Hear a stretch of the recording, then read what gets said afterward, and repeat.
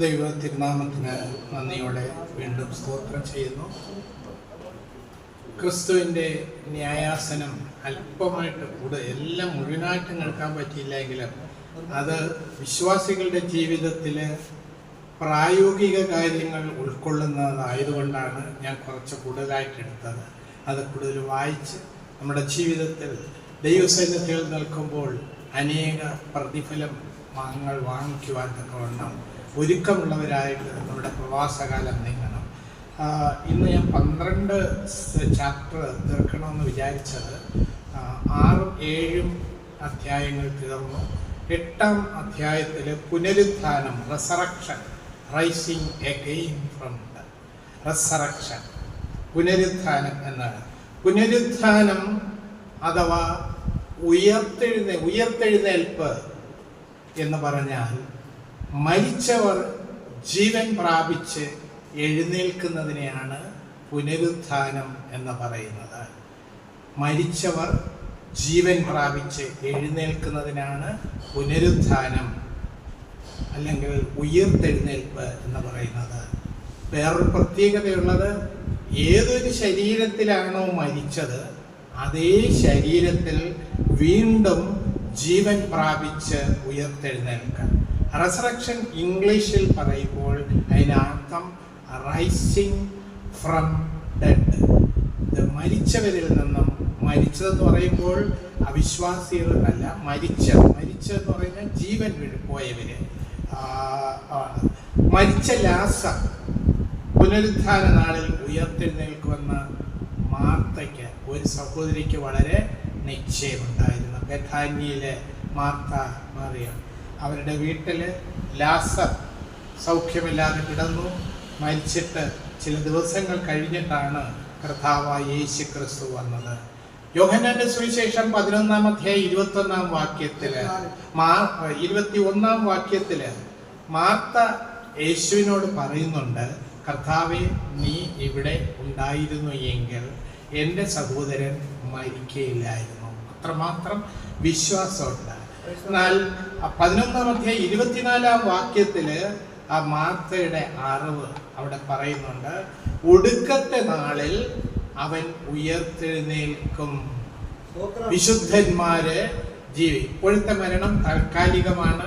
മരണം ഒരു നിദ്രയാണ്, ഈ ഭൂമിയിൽ നിന്നും മാറ്റപ്പെടുകയാണ്. എന്നാൽ വീണ്ടും ഉയർത്തെഴുന്നേൽക്കും എന്നുള്ള നിശ്ചയമുണ്ടായിരുന്നു. പഴയ നിയമ പുതിയ നിയമ വിശ്വാസികൾ പുനരുത്ഥാനത്തിൽ വിശ്വസിച്ചിരുന്നു.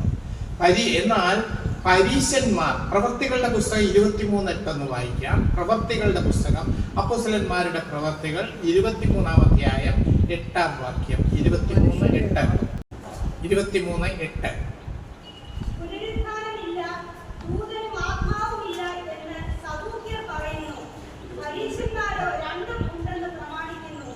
മതി. അന്നേരം പരീശന്മാർ പുനരുത്ഥാനത്തിൽ വിശ്വസിച്ചിരുന്നു, സദൂക്യർ പുനരുദ്ധാനത്തിൽ വിശ്വസിച്ചില്ല. പൗലോസ് അവിടെ നമുക്ക് ആ പുസ്തകത്തിലെ അപ്പോസ്തല പ്രവൃത്തികളിൽ കാണുന്നതാണ്. മനുഷ്യന് 3 ഘടകങ്ങളാണുള്ളത്. പിതാവ്, പുത്രൻ, പരിശുദ്ധാത്മാവ് എന്ന 3 ത്രിയേകനാം ദൈവം ഉള്ളതുപോലെ മനുഷ്യനെ സംബന്ധിച്ചും ദേഹം, ദേഹി, ആത്മാവ് എന്നുള്ള 3 ഘടകങ്ങളുണ്ട്. അതായത് മനുഷ്യന്റെ ആളത്വമാണ് ദേഹം. നമുക്കൊരാളെ കാണാവുന്നതാണ് ദേഹം. ദേഹി എന്ന് പറഞ്ഞാൽ പ്രാണനാണ്. ആത്മാവ് എന്ന് പറയുമ്പോൾ മനുഷ്യനിൽ മാത്രമാണ് ആത്മാവ് ഉള്ളത്. മൃഗങ്ങൾക്ക് ആത്മാവില്ല, ജീവനില്ല. കാരണം അവർക്ക് ആത്മാവുള്ളവർക്കാണ് ഈ കാര്യങ്ങൾ വിചിന്തനം ചെയ്യുവാൻ അറിയുന്നത്. ഉദാഹരണത്തിന് ഞാൻ പറയാറുള്ളത്, 2 പട്ടികൾ തമ്മിൽ കടി കൂടുമ്പോൾ വേറൊരു പട്ടി ചെന്ന് പിടിച്ചു മാറ്റത്തില്ല, ഒന്നും ചെയ്യത്തില്ല, അതിലേ പോവുകയോ അതെങ്കിലും ചെയ്യത്തില്ല. എന്നാൽ മനുഷ്യനാണെങ്കിൽ ഒരാളോട് ചേരുകയോ ഇല്ല. അതെന്താ? ആത്മാവുള്ളത് കൊണ്ടാണ്, തിരിച്ചറിവുള്ളത് കൊണ്ടാണ്. അത് മനുഷ്യന് മാത്രമാണ് ദൈവം ആത്മാവിനെ. ഇവ 3 ചേർന്നാൽ മാത്രമേ, ദേഹം, ദേഹി, ആത്മാവ് 3 കൂടി ചേർന്നാൽ മാത്രമേ ഒരു പൂർണ്ണനായ ഒരു മനുഷ്യൻ ഉണ്ടാകും. പ്രാണൻ ദേഹത്തിൽ നിന്നും വിടുമ്പോഴാണ് മരണം സംഭവിക്കുന്നത്. അത് ശലോമോൻ പറയുന്നുണ്ട്.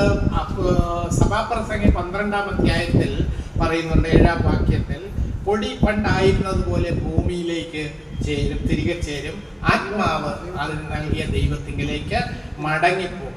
ആദാമിന്റെ സൃഷ്ടിയിൽ ശരീരം അഥവാ ദേഹം മണ്ണിൽ നിന്നാണ് എടുത്തത്. ആ നിലയിലാണ് ഈ നമ്മുടെ ശരീരം ഈ ലോകത്തോട് ചേർന്നാണ്. പുനരുത്ഥാന ശരീരമുണ്ട്. അത് ലൂക്കോസിന്റെ സുവിശേഷം 23-ാം അധ്യായം 43-ാം വാക്യത്തിൽ കർത്താവ് ക്രൂശിൽ കിടന്ന് ഒരു കള്ളനോട് പറയുന്നത്, നീ എന്നോടുകൂടെ പർദീസയിൽ ഇരിക്കും. അതായത് പുനരുത്ഥാന സമയത്ത് നാം ആ കള്ളനോടുള്ള ബന്ധത്തിൽ അവൻ രക്ഷയുടെ അനുഭവത്തിൽ കർത്താവിനെ അനുഭവിച്ചറിഞ്ഞു, കർത്താവിൻ്റെ എല്ലാ കാര്യങ്ങളും അറിഞ്ഞു. ഒരാൾ മറുതലിച്ചപ്പോൾ മറ്റേയാൾ കർത്താവിൽ വിശ്വസിച്ചു, അവൻ പർദീസിലേക്ക് പോകുന്ന ഒരനുഭവമുണ്ട്. രണ്ടുപേരും മരിച്ചു, എന്നാൽ 2 സ്ഥലങ്ങളിലേക്കാണ് പോകുവാനിടയായത്. അതിനെക്കുറിച്ച് കൂടുതൽ ഇന്നലെ പോകുന്ന ഭാഗത്തെക്കുറിച്ച് ഇന്നലെ പറയുകയുണ്ടായി. പുനരുത്ഥാന സമയത്ത് പ്രാണനും ആത്മാവും മണ്ണിൽ ലയിച്ചു ചേർന്നിരിക്കുന്നത് ആയിട്ട് സംയോജിച്ച് ഒരു പുതിയ ശരീരം ലഭിക്കും. അതിനാണ് പുനരുത്ഥാന ശരീരം. നാം മരിച്ചു കഴിയുമ്പോൾ മണ്ണിലടക്കി അത് മണ്ണിനോട് മണ്ണ് ചേർന്ന് പോകും. എന്നാൽ അതവിടെ ആ ഒരു അംശമെങ്കിലും അവിടെ നിലനിൽക്കും. എന്നാൽ അത് കുറച്ച് കഴിയുമ്പോൾ കർത്താവിൻ്റെ വരവിങ്കൽ ആത്മാവും പ്രാണനും ദേഹിയുമായിട്ട് കൂടിച്ചേരുമ്പോഴാണ് പുനരുത്ഥാനം ലഭിക്കാൻ ഇടയാകുന്നത്. ഈ പുനരുത്ഥാനത്തെക്കുറിച്ച് നാം ചിന്തിക്കുമ്പോൾ പുനരുത്ഥാനത്തിന് ആദ്യത്തെ നിരയാണ് കർത്താവായ യേശു ക്രിസ്തു. 1 കൊരിന്ത്യർ 15-ാം അധ്യായം 20-ാം വാക്യത്തിൽ 1 കൊരിന്ത്യർ 15-ാം അധ്യായം 20-ാം വാക്യത്തിൽ പറയുന്നത്, എന്നാൽ ക്രിസ്തു നിദ്ര കൊണ്ടവരിൽ ആദ്യ ഫലമായി മരിച്ചവരുടെ ഇടയിൽ നിന്നും ഉയർത്തെഴുന്നേറ്റു. കർത്താവാണ് ഒന്നാമത്തെ നിര. ക്രിസ്തുവിന് മുമ്പും ക്രിസ്തുവിന് ശേഷവും അനേകർ ഉയർത്തെഴുന്നേറ്റിട്ടുണ്ട്. എന്നാൽ അവർ ഉയർത്തെഴുന്നേറ്റവരെല്ലാം വീണ്ടും മരിക്കുവാനിടയായി. കാരണം എന്താണെന്ന് വെച്ചാൽ അവർ പുനരുത്ഥാന ശരീരത്തിലല്ല ഉയർത്തെഴുന്നേറ്റത്. കർത്താവ് മരിച്ചതിന് ശേഷമാണ് അത് ഭാഗം മനസ്സിലാക്കുവാൻ, അത് പ്രാപിക്കുവാൻ ഇടയാകുന്നത്. ഉയർത്തെഴുന്നേറ്റത് ഇപ്പം ലാസർ ഉയർത്തെഴുന്നേറ്റ് കുറച്ച് കഴിഞ്ഞപ്പോൾ മരിച്ചു, കുറെ കാലം കഴിഞ്ഞ് മരിച്ചു. എന്നാൽ അതെന്തുകൊണ്ടാണ് അവർ ഉയർത്തെഴുന്നേറ്റത്? ക്ഷയമുള്ള വാട്ടം മാലിന്യമുള്ള ഈ ജഡശരീരത്തിലാണ് വീണ്ടും ഉയർത്തെഴുന്നേറ്റത്. എന്നാൽ പുനരുത്ഥാന ശരീരം അതല്ല, പുതുപുത്തൻ ഒരു ശരീരമാണ്. ആ നിലയിലാണ് നമുക്ക് തേജസ്സുള്ള ശരീരം ലഭിക്കുവാൻ പോകുന്നത്. തിരുവചനത്തിൽ അനേകം പേര് ഉയർത്തെഴുന്നേറ്റ് വീണ്ടും മരിക്കുവാനിടയായി. ഒന്നാമത് ഞാനൊരു 7 ആൾക്കാരെ അവിടെ പറഞ്ഞിട്ടുണ്ട്. ഒന്നാമത് ഏലിയാവ് സാരഫത്തിലെ വിധവയുടെ മരിച്ച മകനെ ജീവിപ്പിച്ചു. കുറച്ചു കഴിഞ്ഞ് മരിച്ചു. എലീശ ശൂനേങ്കാരത്തിയുടെ മരിച്ച മകനെ ഉയർത്തെഴുന്നേൽപ്പിച്ചു. യേശു കർത്താവ് പള്ളി പ്രമാണിയായ യായിറോസിന്റെ മകളെ ഉയർത്തെഴുന്നേൽപ്പിച്ചു. അങ്ങനെ അനേക ബഥാന്യയിലെ ലാസറിനെ പക്ഷെ അവരെല്ലാം വീണ്ടും മരിക്കുവാനിടയായി. കാരണം അവർ ഉയർത്തെഴുന്നേറ്റത് ഈ ക്ഷയമുള്ള ആ വാട്ടം മാലിന്യമുള്ള ഈ ജഡശരീരത്തിലാണ്.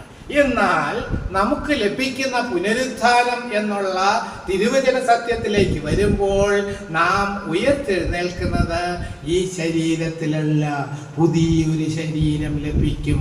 അതിനായിട്ട് ആത്മാവും ദേഹിയും ഉയരത്തിലേക്ക് പോയിരിക്കുന്നു.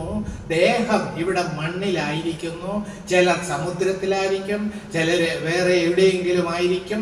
എന്നാൽ അന്ത്യ നാളില് അവരുടെ ശരീരങ്ങൾ അവിടെ, ഈ ശരീരം ഇവിടെ ആയിരിക്കുന്ന മണ്ണിനോട് ചേർന്ന് ആത്മാവും ദേഹിയും കൂടെ ഒത്തൊരുമിച്ച്, 3ഉം കൂടെ ഒത്തൊരുമിക്കുമ്പോൾ പുതിയ ഒരു ശരീരം ലഭിക്കാൻ ഇടയാകും. ആ ശരീരത്തെക്കുറിച്ച് യോഹന്നാന്റെ ലേഖനത്തില് 1 യോഹന്നാൻ 3-ാം അധ്യായം 2-ാം വാക്യത്തില് അവിടെ പറയുന്നുണ്ട്, നാം അവനെ താൻ ഇരിക്കും പോലെ തന്നെ കാണുന്നതാകൊണ്ട് അവനോട് സദൃശന്മാരാകുമെന്ന് നാം അറിയുന്നു. കർത്താവ് ആയിരിക്കുന്നത് പോലെ നാമുമാകുവാൻ ഇടയാകും.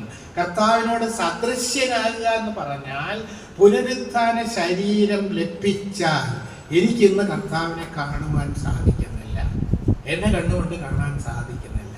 കാരണം ഞാൻ ജഡശരീരത്തിൽ വസിക്കുന്നത്. എനിക്ക് പുനരുത്ഥാന ശരീരം ലഭിക്കുമ്പോൾ കർത്താവുമായിട്ട് അടുത്ത് കാണുവാനും ബന്ധപ്പെടുവാനും കർത്താവിനെ പോലെ എനിക്ക് യാത്ര ചെയ്യുവാൻ സാധിക്കും. ഈ മതിലുകളൊന്നും എന്നെ തടസ്സപ്പെടുത്തില്ല. ആ പുനരുത്ഥാന ശരീരത്തിൻ്റെ പ്രത്യേകത എവിടെയും എപ്പോഴും എവിടെയും വേണമെങ്കിൽ ചെല്ലുവാൻ സാധിക്കും.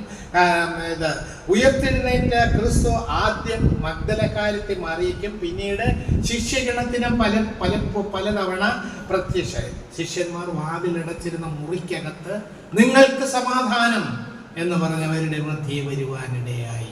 പുനരുത്ഥാന ശരീരത്തിൽ വരുവാൻ കർത്താവിനിടെ ആ ശരീരമാണ് നമുക്ക് ലഭിക്കുവാൻ പോകുന്നത്. പുനരുത്ഥാന ശരീരം ലഭിച്ചു കഴിഞ്ഞാലും നമുക്ക് തമ്മിൽ തിരിച്ചറിയുവാൻ സാധിക്കും എന്നാണ് തിരുവചനത്തിൽ നിന്നും നമുക്ക് പറയുവാൻ സാധിക്കുന്നത്. പുനരുത്ഥാന ശരീരം പ്രാപിച്ച ശിഷ്യന്മാര് യേശു കർത്താവിനെ തിരിച്ചറിഞ്ഞു. അത് തന്നെ കാരണം നിങ്ങൾക്ക് സമാധാനം എന്ന് പറഞ്ഞപ്പോൾ യേശു കർത്താവാണെന്ന് മനസ്സിലാക്കി. അന്നേരം പുനരുത്ഥാന ശരീരത്തെ തിരിച്ചറിയുവാൻ സാധിക്കും. കൂടാതെ മറുരൂപമലയിൽ നമുക്കൊരു ഉദാഹരണമുണ്ട്. മറുരൂപമലയിൽ അവിടെ ഇരിക്കുമ്പോൾ അവിടെ പത്രോസ് കർത്താവിനോട് പറയുന്നു, കർത്താവേ, നാം ഇവിടെ ഇരിക്കുന്നത് നന്ന്, നിനക്ക് സമ്മതമുണ്ടെങ്കിൽ ഞാൻ ഇവിടെ 3 കുടിലുണ്ടാക്കാം. ഒന്ന് മോശയ്ക്കും, ഒന്ന് ഏലിയാവിനും.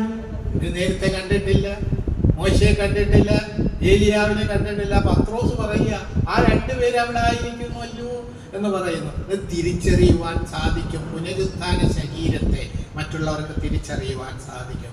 പുനരുത്ഥാന ശരീരത്തിന്റെ 4 പ്രത്യേകതകളുണ്ട്. ഒന്ന്, നേരത്തെ വായിച്ച വാക്യത്തോടുള്ള ബന്ധത്തിൽ 1 യോഹന്നാനിൽ വായിച്ച വാക്യത്തോടുള്ള ഉയർത്തെഴുന്നേറ്റ ക്രിസ്തുവിന്റെ ശരീരത്തിന് തുല്യമായിരിക്കും. അതായത് അവനെ പോലെ സദൃശ്യമായിട്ടുള്ളൊരു ശരീരം ലഭിക്കുവാനിടയാകും. രണ്ടാമത്, ഇപ്പോഴുള്ള ശരീരത്തോട് സാദൃശ്യമുള്ളതായിരിക്കും. അതിന് ഞാൻ ഇന്നലെ അതിനൊരു ഉദാഹരണം പറഞ്ഞു. നാം ഒരു കിഴങ്ങോ ഒരു ചെടിക്കൊരു കിഴങ്ങോ എല്ലാം കുഴിച്ചിട്ടാൽ മണ്ണിൽ അത് അഴുകിപ്പോകും. എന്നെ മണ്ണിലിട്ടാൽ അത് അഴുകിപ്പോകും.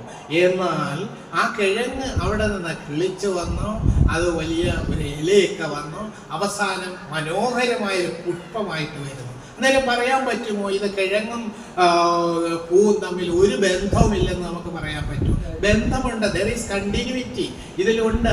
അത് വിത്തും പൂവും തമ്മിൽ ഒരേ ബന്ധമാണ് വന്നിരിക്കുന്നത്. അതുപോലെ തന്നെയാണ് ചത്ത് അഴുകി മാറിയ പോയാലും പുനരുത്ഥാന ശരീരവുമായിട്ട് ബന്ധമുണ്ട് ഈ ശരീരത്തോടുള്ള. എന്നാൽ ഇന്നലെ ഞാൻ പറഞ്ഞതുപോലെ പുനരുത്ഥാന ശരീരം ശരീരഭാഗങ്ങൾ കൂട്ടിച്ചേർത്ത് ഒരു വീണ്ടും പണിയല്ല.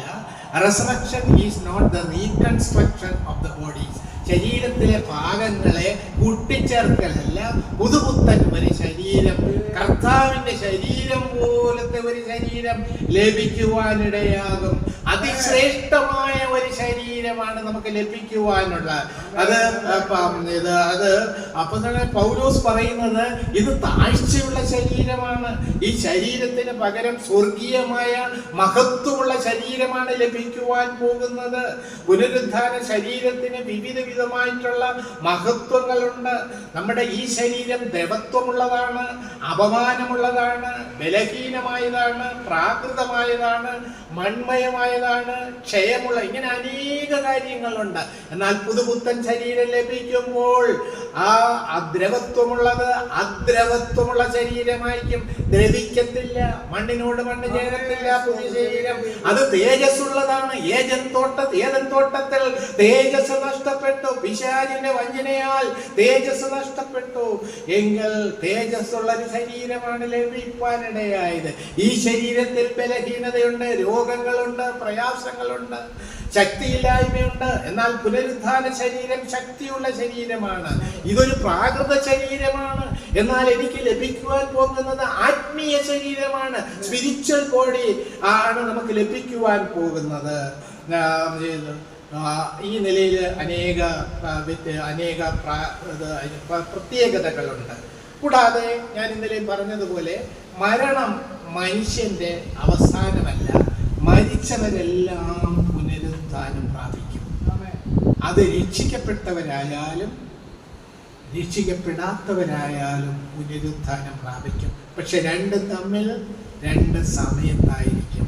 രക്ഷിക്കപ്പെട്ടവരെല്ലാവരും കർത്താവിൻ്റെ വരവിങ്കൽ, ഒന്നാം മധ്യാകാശത്തിലെ വരവിങ്കൽ പുനരുദ്ധാനം പ്രാപിക്കും. എന്നാൽ രക്ഷിക്കപ്പെടാത്തവര് ഇതൊക്കെ കഴിഞ്ഞ് കർത്താവിൻ്റെ മഹത്വ പ്രത്യക്ഷത, സഹസ്രാബ്ദ വാഴ്ച, 1000 ആണ്ട്, 7 വർഷത്തെ പീഡനകാലം, ഏകദേശം 1007 വർഷം കഴിയുമ്പോൾ വലിയൊരു വെള്ള സിംഹാസനം അവിടെ സ്ഥാപിക്കും. ഈ ലോകത്തുള്ള സകലരും, ദൈവത്തെ നിന്ദിച്ച സകലരും അവിടെ നിൽക്കുവാൻ ഇടയാണ്. 90-ാം സങ്കീർത്തനം 3-ാം വാക്യം, 90-ാം സങ്കീർത്തനം 3-ാം വാക്യം, മടങ്ങി ചേർമാറാക്കും, മനുഷ്യപുത്രന്മാരെ തിരികെ വരുവിനെന്നും അരുളി ചെയ്യുന്നു. മനുഷ്യപുത്രന്മാരെ തിരികെ വരുവിൻ പുനരുദ്ധാനത്തിന്റെ സൂചനയാണ്.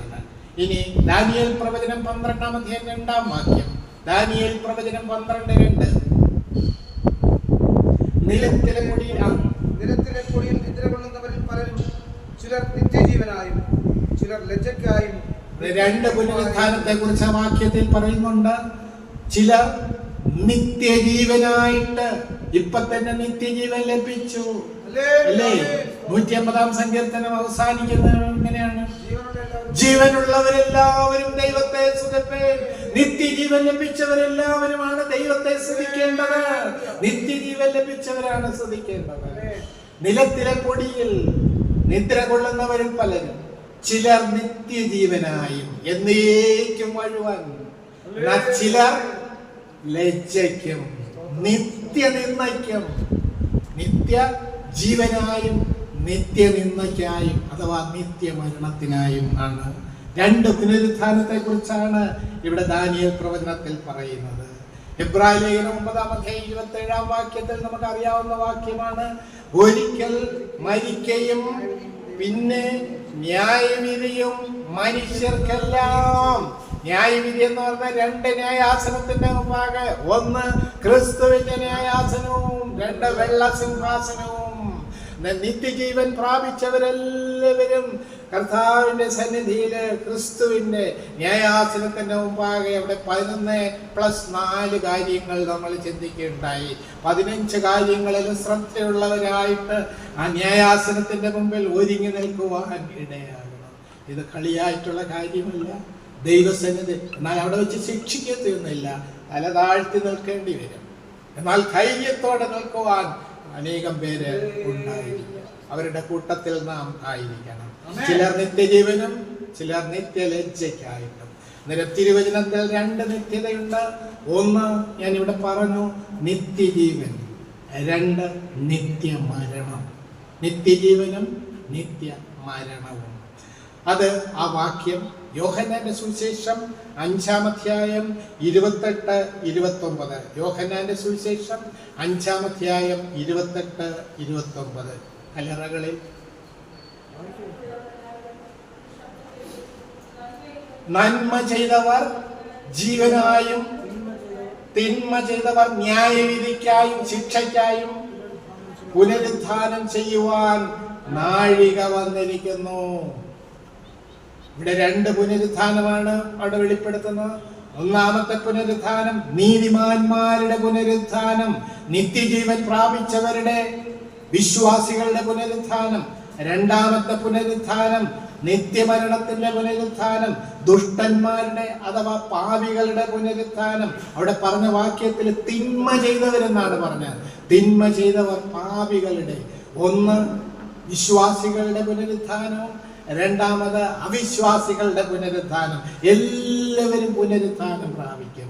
രണ്ട് സമയത്ത് രണ്ടിടത്താണ് അവിടെ കോടതി കൂടുന്നത്, അവിടെ ന്യായാസനത്തിൽ അവിടെ നടക്കുന്നത്. മരിച്ച എല്ലാവരും പുനരുത്ഥാനം പ്രാപിക്കുമെങ്കിൽ രക്ഷിക്കപ്പെട്ടവര് എല്ലാവരും കർത്താവിൻ്റെ ക്രിസ്തുവിൻ്റെ ന്യായാസനത്തിന്റെ മുമ്പാകെയും മറ്റൊരു വെള്ള സിംഹാസനത്തിന്റെ അവിടെയും. ഇതെപ്പോഴാണ് സംഭവിക്കുന്നത്? കർത്താവിൻ്റെ മധ്യാകാശത്തിലെ പ്രത്യക്ഷത. അതിനെ തെളിയിക്കുന്ന വാക്യം ഏതാണ്? കർത്താവ് താൻ ഗംഭീരനാദത്തോടും പ്രധാനതന്റെ ശബ്ദത്തോടും ദൈവത്തിന്റെ കാപ്പത്തോടും അറിയാവുന്ന വാക്യമാണ്. അതിൽ വളരെ വ്യക്തമായിട്ട് രേഖപ്പെടുത്തിയിട്ടുണ്ട്. എപ്പോഴാണ് സംഭവിക്കുന്നത്? കർത്താവ് വനമേഘങ്ങളിൽ വരും. കാഹളത്തിന്റെ അകമ്പടിയോടുകൂടിയായിരിക്കും വരുന്നത്. ലാസറേ പുറത്തു വരിക എന്ന് പറഞ്ഞ അതേ ശബ്ദം കേൾക്കുമ്പോൾ എനിക്ക് പുതിയ പുത്തൻ ശരീരം ലഭിച്ച് ഞാൻ സ്വർഗത്തിലേക്ക് എടുക്കപ്പെടും. കർത്താവിൽ വിശ്വസിച്ചവരെല്ലാവരും തന്നെ എടുക്കപ്പെടുവാനിടെ. 1 2 പുനരുത്ഥാനങ്ങൾ തമ്മിൽ സഹസ്രാബ്ദ വാഴ്ച എന്നുള്ളതുണ്ട്. 7 വർഷം പീഡനകാലവുമുണ്ട്. അങ്ങനെ ഏകദേശം 1007 വർഷം കഴിയുന്നത് വരെ വെള്ളസിംഹാസനം ഉണ്ടാകൂ. അതുവരെ യാതനാ സ്ഥലത്ത് കിടന്ന് ഇന്നലെ പറഞ്ഞു കേട്ടു. അത് സബ് ജയിലും സെൻട്രൽ ജയിലും പോലെ മരിച്ചവര് ആദ്യമേ സബ് ജയിലിലേക്ക് പോകും. അവിടെ പോയിട്ട് നരകത്തിലേക്ക് പോയി. അത് കഴിഞ്ഞ് പ്രധാനമായിട്ടുള്ള അവിടെ വലിയ പ്രസനുണ്ട്, വലിയ സെൻട്രൽ ജയിലുണ്ട്. അതിൻ്റെ പേരാണ് നിത്യ തീപ്പൊയ്ക, നരകപ്പൊയ്ക. ആദ്യം സാധാരണ ജയിലിൽ കൊണ്ടിടും. അവിടുന്ന് ശിക്ഷ കഴിഞ്ഞ് വെള്ളസിംഹാസനത്തിലെ ശിക്ഷ കഴിഞ്ഞ് അവിടെ കൊണ്ടുപോയി ഇടുവാനിടെ. 2 പുനരുത്ഥാനം തമ്മിൽ വളരെ വ്യത്യാസമുണ്ട്. ക്രിസ്തുവിന്റെ ഉയർത്തെഴുന്നേൽപ്പാണ് ഒന്നാമത്തെ പുനരുത്ഥാനം. യേശു ക്രിസ്തു മരിച്ചു, അടക്കപ്പെട്ടു, ഉയർത്തെഴുന്നേറ്റ്. ഇതാണ് പുനരുത്ഥാനം. പുതിയ നിയമത്തിൽ പറഞ്ഞിരിക്കുന്നത് 4 സുവിശേഷങ്ങളിലും സുവിശേഷകന്മാര് വ്യക്തമായിട്ട് കർത്താവിന്റെ പുനരുത്ഥാനത്തെ കുറിച്ച് പറഞ്ഞിട്ടുണ്ട്. പ്രവർത്തികളുടെ പുസ്തകത്തിൽ, പ്രവർത്തികൾ എന്ന് പറഞ്ഞാൽ എന്താണ്? 4 സുവിശേഷങ്ങളിൽ കർത്താവിൽ കൂടി കേട്ടത് പഠിച്ചതായിട്ടുള്ള കാര്യങ്ങൾ, അവരുടെ ജീവിതത്തിൽ അവിടെ 1-ാം നൂറ്റാണ്ടിൽ നടന്ന പ്രവർത്തികളെ കുറിച്ച് പറയുന്നതാണ് അവിടുത്തെ പ്രവർത്തികളുടെ പുസ്തകം എന്ന പേര്. അതൊരു പ്രവർത്തികളുടെ പുസ്തകത്തില് ഈ പുനരുത്ഥാനത്തെ, കർത്താവിന്റെ പുനരുത്ഥാനത്തെ കുറിച്ച് പറയുന്നുണ്ട്. കൊരിന്ത്യ ലേഖനത്തില് കർത്താവിന്റെ പുനരുത്ഥാനത്തെ കുറിച്ച് പറയുന്നുണ്ട്. 4 സുവിശേഷങ്ങളിലും അപ്പോസ്തലന്മാരുടെ പ്രവർത്തികളിലും സഭയുടെ ലേഖനത്തിലും കൊരിന്ത്യ ലേഖനത്തിലും വിശേഷാലും ഇതിനെ കുറിച്ച് പറയുന്നുണ്ട്. ഞാൻ ഈ ഭാഗം ഒന്ന് പോവുകയാണ്, കാരണം ബുക്കിലെ വാക്യങ്ങളൊക്കെ ഉണ്ട്. 3 പുനരുത്ഥാന നിരകൾ ഈ വാക്യത്തിലുണ്ട്. ആ വാക്യം ഒന്ന് വായിക്കാം. 1 കൊരിന്ത്യർ 15-ാം അധ്യായം 20-ാം വാക്യം. 1 കൊരിന്ത്യർ 15-ാം അധ്യായം 20-ാം വാക്യം. ആദ്യ ഫലം ക്രിസ്തു. വായിക്കാം.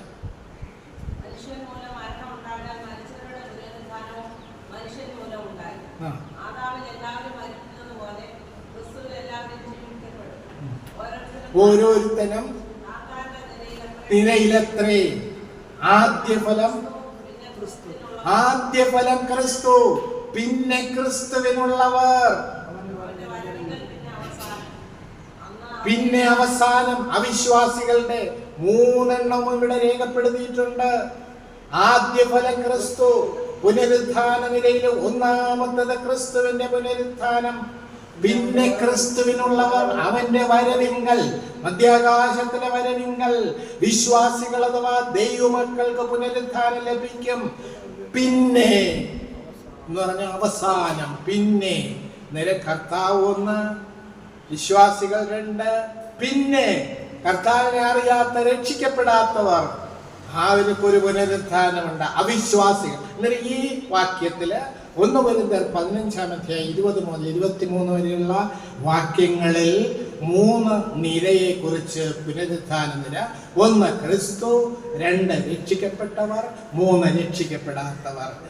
ക്രിസ്തു ആ നിലയിലാണ് ഭാവിയിൽ നടക്കുവാൻ പോകുന്നത്. 1-ാം പുനരുത്ഥാനം എന്ന തിരുവചനത്തിൽ പറയുമ്പോൾ അത് ദൈവമക്കളുടെ പുനരുത്ഥാനം, അഥവാ രക്ഷിക്കപ്പെട്ടവരുടെ ഉയർത്തെഴുന്നേൽപ്പ് ആണ്. ഒന്നാം പുനരുത്ഥാനത്തെ പല പേരുകളിൽ പറയുന്നുണ്ട്. നീതിമാന്മാരുടെ പുനരുത്ഥാനം, ദൈവമക്കളുടെ പുനരുത്ഥാനം, വിശ്വാസികളുടെ പുനരുത്ഥാനം, നന്മ ചെയ്യുന്നവരുടെ പുനരുത്ഥാനം, ഇങ്ങനെ അനേക പേരുകളായിരുന്നു. നന്മ എന്ന് പറഞ്ഞാൽ എന്താണ്? റോമാലേഖനം 3-23 വാക്യം, ഒരു വ്യത്യാസവുമില്ല, എല്ലാവരും പാപം ചെയ്ത് ദൈവ തേജസ് ഇല്ലാത്തവരായി. പാപം ചെയ്തത് മൂലമാണ് നന്മ നഷ്ടപ്പെടുവാനിടയായി. അവർ തിന്മയാണ് പ്രവർത്തിക്കുന്നത്. റോമാലേഖനം 3-10 വാക്യത്തിൽ നീതിമാൻ ആരുമില്ല, ഒരുത്തൻ പോലുമില്ല. നിരം ദൈവത്തിന്റെ ദൃഷ്ടിയില് പ്രവാചകനായ യെശയ്യാവ് 64-6 വാക്യത്തിൽ പറയുന്നത്, എന്തൊക്കെ ചെയ്താലും അത് കറപുരണ്ട തുണി പോലെയാണ്, ഇനി യാതൊരു വിലയുമില്ലാത്ത വിലയാണ്. എന്നാൽ അതിന് വില വരുന്നത് എപ്പോഴാണ്? രക്ഷിക്കപ്പെട്ടതിന് ശേഷം. അതാ വെളിപ്പാട് പുസ്തകം 19-ാം അധ്യായത്തിൽ ഒരു ഉടുപ്പ് തുന്നുന്നതിനെ കുറിച്ച് പറയുന്നത്. ഒരു വിശേഷ വസ്ത്രം ധരിപ്പാൻ കൃപ ലഭിച്ചിരിക്കുന്നു. അത് നീതിമാന്മാരുടെ പ്രവൃത്തികൾ തന്നെ. ആ നന്മ ചെയ്യുന്നവര് രക്ഷിക്കപ്പെടുന്നതിന് മുമ്പ് എന്തെല്ലാം ദാനധർമ്മങ്ങൾ ചെയ്താലും ആരെയൊക്കെ സഹായിച്ചാലും അത് ദൈവത്തിന്റെ സന്നിധിയിൽ കണക്കെടുക്കപ്പെടുന്നില്ല. അതെങ്ങനെയാണ് പ്രവാചകൻ പറയുന്നത്? അത് കറപുരണ്ട തുണി പോലെ. അവിടെ അത് മാന്യമായി എടുക്കുകയില്ല. ഒന്നാം പുനരുത്ഥാനം അവരെങ്ങനെയാണ്? അവർ ഭാഗ്യമുള്ളവരാണ്, വിശുദ്ധന്മാരാണ്, നന്മ ചെയ്തവരാണ് എന്നാണ് പറയുന്നത്. നീതിമാന്മാരുടെ പുനരുത്ഥാനത്തെ കുറിച്ച് പഠിക്കുമ്പോൾ അത് ദൈവമക്കളുടെ പുനരുത്ഥാനമാണ്. അതിന് വേറൊരു പേര് കൊടുക്കാം, ഇത് ജീവന്റെ പുനരുത്ഥാനമാണ്.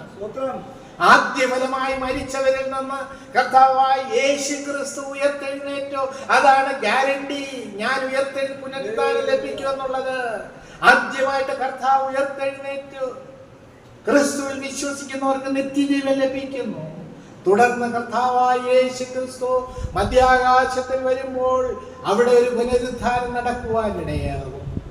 ഇന്ന് ഞാൻ ജീവിക്കുന്നത് അപ്രത്യാശയോടെയാണ്. എന്റെ കർത്താവ് 3-ാം നാൾ ഉയർത്തെഴുന്നേറ്റ് പുനരുത്ഥാനം പ്രാപിച്ചു. അത് ആദ്യനിര. ഇനി അതുകൊണ്ട് പിതാവായ ദൈവം ഏറ്റവും മേലായ നാമം നൽകി ഉയർത്തി. അതെവിടെ നടന്നു? മരണത്തിന്റെ അധികാരിയായ പിശാചിനെ ജയിച്ച് കർത്താവ് ഉയർത്തെഴുന്നേറ്റു. 1-ാം പുനരുത്ഥാനത്തിന് നിര. അതുകൊണ്ടാണ് എനിക്ക് പറയുവാൻ സാധിക്കുന്നത്, കർത്താവ് വരുമ്പോൾ ഞാനും മരിച്ചു പോയാൽ അല്ലെങ്കിൽ ജീവനോടിരിക്കുകയാണെങ്കിൽ പുതുപുത്തൻ ശരീരം ലഭിക്കും. മരിച്ചുവെങ്കിൽ കല്ലറയൊക്കെ പിളർന്ന് അവിടേക്ക് പുതിയൊരു ശരീരമായിട്ട് വരുവാനിടയാകും. ദൈവത്തോടൊപ്പം എന്നേക്കുമായി.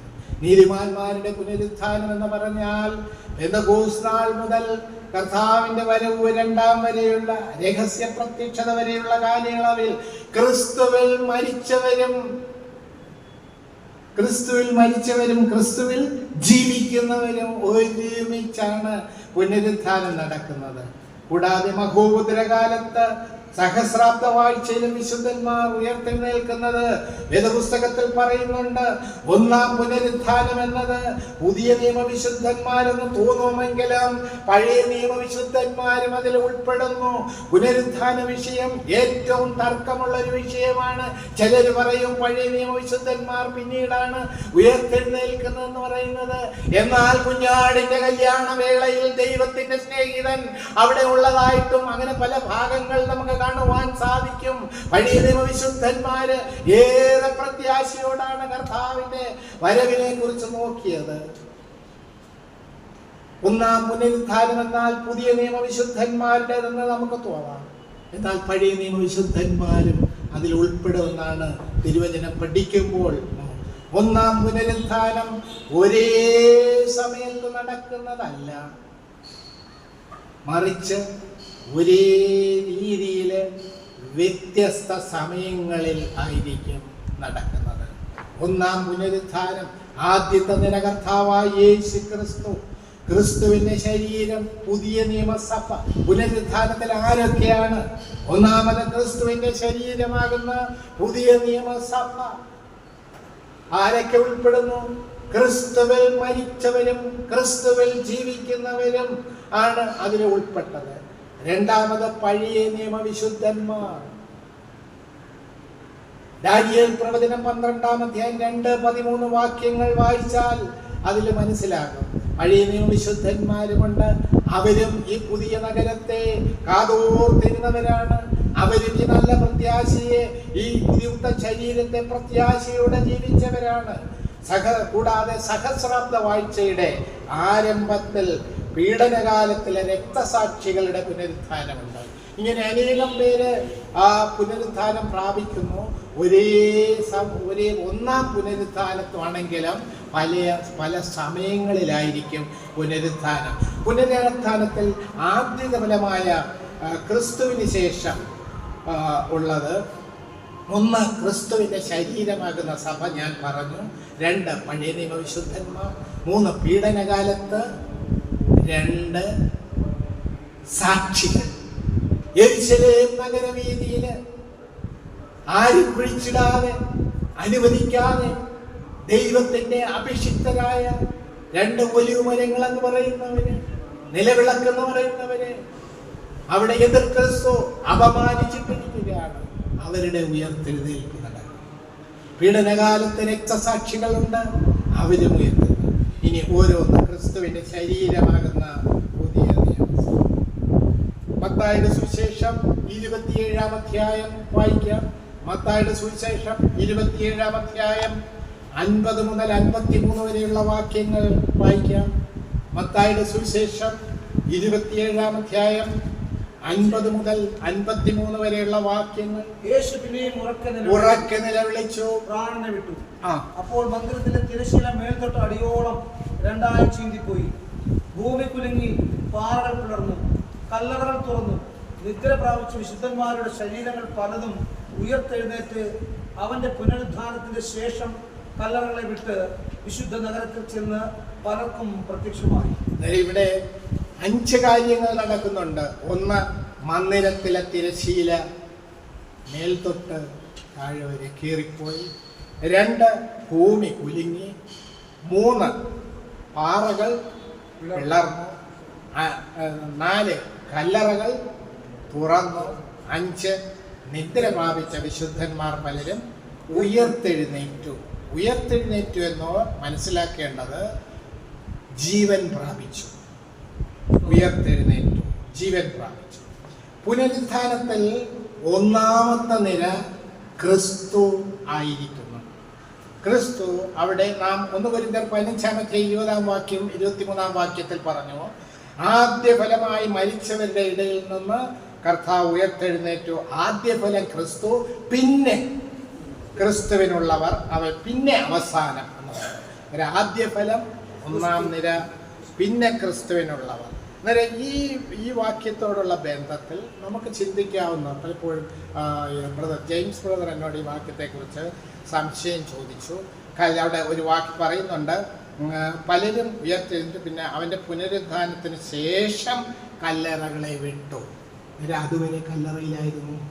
അവർ ജീവൻ പ്രാപിച്ചുവെങ്കിലും അവർ കർത്താവിനോടൊപ്പം കർത്താവ് അവിടെ പറയുന്നത് എൻ്റെ പുനരുദ്ധാന ശേഷം കല്ലറ വിട്ടു എന്ന് പറയാൻ അവൻ ജീവൻ പ്രാപിച്ചു. എന്നാൽ 1-ാമത് കർത്താവാണ് ഉയർത്തെഴുന്നേറ്റത്. അത് കൂടെയുള്ള മറ്റ് വിശുദ്ധന്മാർക്ക് അതിൻ്റെ കിട്ടുകയില്ല. ദൈവത്തിന് സാധ്യമാണത് പലതും ചെയ്യുവാനായിട്ട്. കാരണം അവൻ്റെ പുനരുദ്ധാനത്തിന് ശേഷം കല്ലറകളെ വിട്ടു. അങ്ങനെ അവരത്രയും ദിവസം കല്ലറയിലായിരുന്നു എന്ന സംശയം ആയിരുന്നു. അവരവിടെ ആയിരുന്നു. എന്നാൽ കർത്താവ് പുതിയ ശരീരം ലഭിച്ച്, തേജസ്കരിക്കപ്പെട്ട ശരീരം ലഭിച്ചു കഴിഞ്ഞപ്പോഴാണ് അവര് കല്ലറ വിട്ട് പോകുന്നത്. അവര് ജീവൻ ലഭിച്ചപ്പോൾ. പക്ഷെ പുതുപുത്തൻ ശരീരം ലഭിക്കുന്നത് കർത്താവ് പുനരുത്ഥാനം പ്രാപിച്ചതിന് ശേഷം. ഈ പുനരുത്ഥാന വിഷയം പഠിക്കുമ്പോൾ അനേകമായിട്ടുള്ള സംശയങ്ങൾ വരാം. അങ്ങനല്ലേ, ഇങ്ങനെ മനുഷ്യബുദ്ധിയിൽ. പക്ഷെ നമുക്കത് പ്രത്യേകിച്ചും തിരുവചനം പഠിക്കുന്നവർ വളരെയധികം ശ്രദ്ധിക്കേണ്ടത് ആ കാര്യങ്ങളിൽ നാം പരിശുദ്ധാത്മാവിൻ്റെ വ്യാപാര ശക്തിയാൽ അത് മനസ്സിലാക്കുകയും അതിലൊരു കർത്താവിൽ നിന്ന് പ്രാപിച്ച പൗലോസ് പറയുന്നത് പോലെ അത് വിശ്വസിക്കേണ്ടതായിട്ടുണ്ട്. കാരണം നമുക്ക് തിരുവചനത്തിൽ തന്നെ പറയുന്നുണ്ട്. പല കാര്യങ്ങളും നമ്മുടെ കണ്ണിൽ അത് മർമ്മമായിരിക്കുക, മറഞ്ഞു കിടക്കുന്നതായിട്ടുണ്ട്. ആവർത്തന പുസ്തകം 29-ാം അധ്യായം 28-ാം വാക്യം. ആവർത്തന പുസ്തകം, ട്യൂട്രോണമി, ആവർത്തന പുസ്തകം. അർത്ഥം എന്താ ആവർത്തന പുസ്തകത്തിന്റെ അർത്ഥം? ആവർത്തിച്ച് ആവർത്തിച്ച്, repeating again and again, again and again.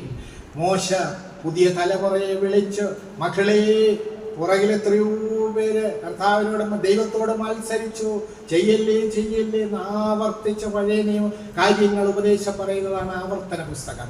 അതിൽ രേഖപ്പെടുത്തിയിരിക്കുന്നത് ആവർത്തന പുസ്തകം 29-ാം അധ്യായം 28-ാം വാക്യം. 29-28.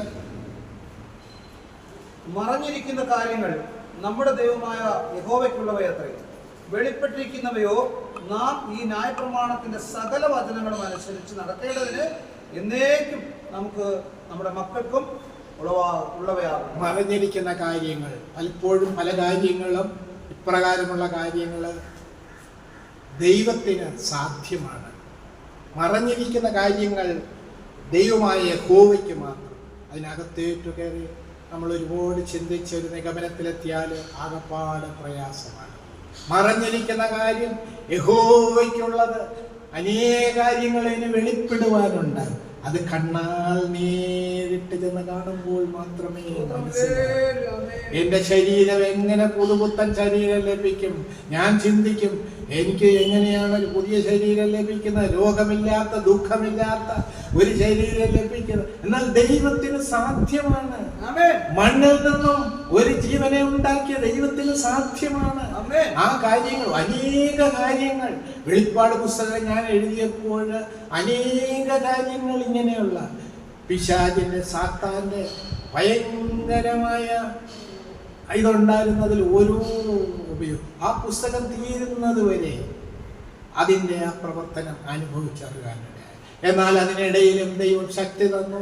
വെളിപ്പാട് പുസ്തകം അതിൻ്റെ തനിമയിൽ എഴുതി തീർക്കുവാൻ ദൈവം സഹായിച്ചു. അനേക കാര്യങ്ങളും അത് നമുക്ക് തർക്കിക്കുവാൻ പറ്റത്തില്ല. ദൈവവചനപ്രകാരം ഇങ്ങനെയാണ് എൻ്റെ അനുമാനം എന്ന് പറഞ്ഞാണ് അവിടെ വെളിപ്പാട് പുസ്തകത്തിൽ പലതും എഴുതേണ്ടത്. അനേകരും അതിൽ തർക്കിക്കാറുണ്ട്. പലരും പറയും 144,000 പേര് ജീവനുള്ള ദൈവത്തിന്റെ മുദ്ര നെറ്റിയിൽ ചാർത്തപ്പെട്ടത് അവര് ഇന്ന സഭക്കാരാണെന്ന് പറയുന്നുണ്ട്. തർക്കിക്കൊന്നുമില്ല. അവരാണെങ്കിൽ ആയിക്കോട്ടെ. പക്ഷെ തിരുവചനം എന്ത് പറയുന്നു? ഇസ്രയേൽ ഗോത്രത്തിലെ 12 ഗോത്രങ്ങളിലെ 12,000 പേര് വീതം 1,44,000 പേര് പീഡനകാലത്ത് തന്നെ മധ്യേ വെച്ച് ജീവനുള്ള ദൈവത്തിന്റെ മുദ്ര നെറ്റിയിൽ ചാർത്തി അവിടെ എതിർ ക്രിസ്തു മൃഗത്തിനും അവരെ കൊല്ലുവാൻ സാധിക്കാതെ വണ്ണം അവിടെ ഒരു പ്രൊട്ടക്ഷൻ കൊടുത്തു. അവര് 1260 ദിവസം 3.5 വർഷക്കാലം യെരൂശലേം നഗരത്തിലും ഭൂമിയിലും ഒക്കെയും സുവിശേഷം അറിയിക്കാനായി ദൈവം അവരെ തിരഞ്ഞെടുത്തത്. കൃപാകാലം കഴിഞ്ഞാലും ഈ കൃപയുടെ ദൈവം അന്ന് സുവിശേഷം അറിയിക്കുന്നുണ്ട്. ഞാൻ ബൈബിൾ പഠിക്കുന്ന കാലത്ത് ഞാൻ വിചാരിച്ചിരുന്നത് കൃപയുടെ വാതിൽ അടഞ്ഞു കഴിഞ്ഞാൽ പിന്നെ ഒരു രക്ഷയുമില്ല എന്നാണ് വിചാരിച്ചത്. എന്നാൽ വേദപുസ്തകം പഠിക്കുമ്പോൾ ഈ കൃപയുടെ വാതിൽ അടഞ്ഞു കഴിഞ്ഞാലും സുവിശേഷം ഈ ഭൂമിയിൽ പ്രവർത്തിക്കുന്നത് അത് മനുഷ്യരല്ല. അവര് നിത്യസുവിശേഷമായി ആകാശത്തിന്റെ മുകളിൽ ഒരു ദൂതൻ വന്ന് ദൈവത്തെ മഹത്വപ്പെടുത്തുക, ഭയപ്പെടുക എന്ന് പറഞ്ഞുകൊണ്ട് സുവിശേഷം, ആ സുവിശേഷം കൃപയുടെ സുവിശേഷം കഴിഞ്ഞ് അടുത്ത സുവിശേഷത്തിന്റെ പേര് നിത്യസുവിശേഷം എന്നാണ്. അന്നും അനേകര് രക്ഷിക്കപ്പെടും. പക്ഷെ ഒരു വ്യത്യാസമുണ്ട്. ആ രക്ഷിക്കപ്പെടുന്നവര് മണവാട്ടി സഭയുടെ അംഗങ്ങളല്ല. അവർക്ക് പ്രവേശനം കിട്ടും. മണവാട്ടി സഭയുടെ അംഗങ്ങളാകാൻ ഈ കൃപാകാലത്ത് മാത്രമേ സാധിക്കുകയുള്ളൂ. എന്നാൽ അതിനുശേഷവും ദീർഘക്ഷമയുള്ള ദൈവം പാപികളെ നരകത്തിൽ വിടാതെ 2 സാക്ഷികളെ സ്വർഗത്തിൽ നിന്ന് ഭൂമിയിലേക്ക് വരുന്നു. എന്റെ കർത്താവിനെ ചവിട്ടിയ രക്തം അവിടെ ചിന്തിയ യെരൂശലേം നഗരവീതിയിൽ ഈ 2 അഭിഷിക്തന്മാരവിടെ മരിച്ചു വീഴുന്നു. അടക്കുവാൻ സമ്മതിക്കുന്നില്ല. അല്പസമയം കഴിഞ്ഞപ്പോൾ, ചില ദിവസം കഴിഞ്ഞപ്പോൾ ദൈവത്തിന്റെ ശ്വാസം അവരിലേക്ക് വന്നു. അവരെഴുന്നേറ്റ് നിന്നു ഭൂമിയിൽ മുഴുവനും കാണുവാൻ. അന്നൊക്കെ ഞാൻ വിചാരിച്ചത് എങ്ങനെ ഭൂമിയിൽ യെരൂശലേമിൽ വീഴുന്നവരെങ്ങനെ കാണും? ഇന്ന് നമുക്ക് കാണുവാൻ TV-യിൽ കൂടെ കാണുവാൻ സാധിക്കും. അത് ഓരോ കാലഘട്ടത്തിലും ശാസ്ത്രത്തിന്റെ അഭിവൃദ്ധി, ആ ശാസ്ത്രം അവിടെ യെരൂശലേം നഗര രീതിയിൽ അവര് ആളില്ലാത്ത അനാഥരായിട്ട് കിടക്കുന്ന ആ സമയത്ത് ഭൂവാസികൾ മുഴുവനും സമ്മാനങ്ങൾ കൊടുത്ത് അവിടെ ലഹരി പിടിച്ച് അവിടെ നൃത്തം ചെയ്യുന്ന സമയത്ത് അവിടെ വലിയൊരു ശബ്ദം, ഇവിടെ കയറി വരിക എന്നൊരു ശബ്ദം. വെളിപ്പാട് പുസ്തകം 4-ാം അധ്യായം 1-ാം വാക്യത്തിൽ ഇവിടെ കയറി വരിക എന്ന് യോഹന്നാനോട് പറയുമ്പോൾ യോഹന്നാൻ പോകുന്നു. സഭയ്ക്കുള്ള അതാണ് അവിടെ തെസ്സലോനിക്ക ലേഖനത്തിൽ കർത്താവ് താൻ ഗംഭീരനാദത്തോട് എന്ന് പറയുന്ന വാക്യം. നമ്മളും അവിടെ കയറി പോകുവാൻ നാളുകൾ അടുത്തിരിക്കുന്നു. ക്രിസ്തുവിൽ മരിച്ചവരും ജീവനോടിരിക്കുന്ന രക്ഷിക്കപ്പെട്ടവരും ക്രിസ്തുവിന്റെ മണവാട്ടിയാണ്. ദൈവത്തിന്റെ കാഹളനാദത്തിങ്കൽ ജീവനോടിരിക്കുന്ന സകലരും. രണ്ടാമത് പഴയ നിയമ വിശുദ്ധന്മാർ. ഒന്നാം പുനരുത്ഥാനത്തിൽ പഴയ നിയമ വിശുദ്ധന്മാർ സകലരും ഉയർത്തെഴുന്നേൽക്കും എന്നാണ് വേദപുസ്തകം പറയുന്നത്. ചിലർ പറയും അതല്ല എന്ന് പറയും. അതിന് മതിയായ വാക്യങ്ങളില്ല. എന്നാൽ പഴയ നിയമ വിശുദ്ധന്മാരുടെ പുനരുത്ഥാനത്തിന്റെ ശരിയായ സമയം തിരുവചനത്തിൽ നേരിട്ട് രേഖപ്പെടുത്തിയിട്ടുള്ള വാക്യങ്ങളില്ല. അതുകൊണ്ട് തന്നെ പഴയ നിയമ വിശുദ്ധന്മാരുടെ പുനരുത്ഥാനത്തെ പറ്റി വേദപണ്ഡിതന്മാരുടെ ഇടയിൽ അനേക അഭിപ്രായ വ്യത്യാസങ്ങളുണ്ട്. സമയത്തെക്കുറിച്ച് അവർ ഉയർത്തെഴുന്നേൽക്കും ശരിയാണ്, എന്നാണ് ഉയർത്തെഴുന്നേൽക്കുന്നതെന്ന് വെച്ചാൽ അഭിപ്രായ വ്യത്യാസമുണ്ട്. ആ അഭിപ്രായ വ്യത്യാസം ഓരോന്നും നമുക്ക് ചിന്തിക്കാം. പഴയ നിയമ വിശുദ്ധന്മാരുടെ പുനരുത്ഥാനം ചിലർ പറയുന്നു സഹസ്രാബ്ദ വാഴ്ചയുടെ ആരംഭത്തിലാണ്. അതായത് സഭ എടുക്കപ്പെട്ട ശേഷം ഭൂമിയിലേക്ക് സഭയുമായിട്ട് വരുന്ന ആ സമയത്താണ്. അതിന് ബേസ് ആയിട്ടുള്ള വാക്യം എടുത്തിരിക്കുന്നത് ദാനിയേൽ പ്രവചനം 12-ാം അധ്യായം 13-ാം വാക്യം. ദാനിയേൽ പ്രവചനം 12. അതിങ്ങനെയാണ്: നീ വിശ്രമിച്ച് കാലാവസാനത്തിങ്കൽ നിന്റെ ഓഹരി ലഭിപ്പാൻ എഴുന്നേറ്റ് വരും. കാലാവസാനത്തിങ്കൽ എന്നുള്ള വാക്കിനെ പിടിച്ച് കാലാവസാനത്തിൽ എന്ന പ്രയോഗം അവിടെ സഭാകാലത്തിൻ്റെ അന്ത്യമല്ല, പീഡനകാലത്തിൻ്റെ അവസാനം ആണ് എന്ന് ചിലർ പറയുന്നു. അതല്ല, മനസ്സിലായി? കാലാവസാനത്തിങ്കൽ പൊയ്ക്കൊള്ളുക, നീ വിശ്രമിച്ച് കാലാവസാനത്തിങ്കൽ അവസാനം വരുവോളം പൊയ്ക്കൊള്ളുക, നീ വിശ്രമിച്ച കാലാവസാനത്തിങ്കൽ നിന്റെ ഓഹരി ലഭിപ്പാൻ എഴുന്നേറ്റ് വരുമെന്ന് ദാനിയേൽ പ്രവചനം 12:13. ഇവിടെ കാലാവസാനത്തിൽ എന്ന പ്രയോഗം സഭാകാലത്തിന്റെ അന്ത്യമല്ല, പീഡനകാലം കഴിഞ്ഞാന്ന് പറയുന്നു. അത് ശരിയല്ല. എന്നാൽ പഴയ നിയമ വിശുദ്ധന്മാരെല്ലാം ഈ പുനരുത്ഥാനത്തിന് വേണ്ടി കാത്തിരുന്നവരാണ്. അനേക വാക്യങ്ങൾ ഞാൻ അവിടെ എഴുതിയിട്ടുണ്ട്. ഇയ്യോബിന്റെ പുസ്തകം 19-ാം അധ്യായം 25-ാം വാക്യം. ഇയ്യോബിന്റെ പുസ്തകം 19:25.